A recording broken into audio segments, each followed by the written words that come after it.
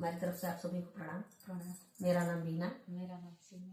आज हम आप लोगों को प्यारा सा गौन सुनाने जा रहे हैं, विदाई गीत गौन। उसे आप लोग दोनों कर सकते हैं। बहुत बहुत धन्यवाद, बहुत बहुत आभार। अच्छा लगे तो चैनल को सब्सक्राइब करें, लाइक करें, शेयर करें, पूरा आवाज करें आप लोग। अच्छा लगे या बुरा लगे, पहले पूरा आवाज करिए आप लोग, तो फिर आप लोग समझेंगे कि अच्छा है। बहुत बहुत धन्यवाद।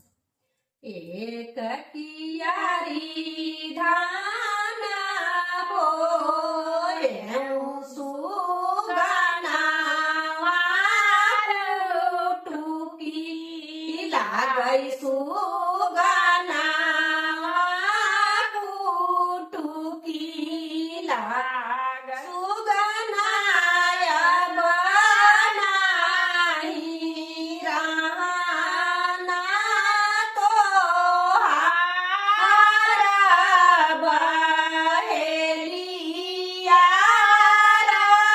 गरा कारा सुगना बनाही राना तो हारा बहेलिया गरा कारा।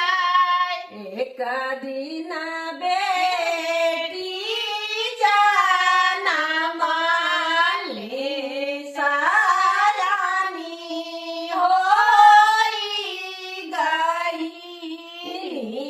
सारानी होई गई बेटी बनाही रहना तो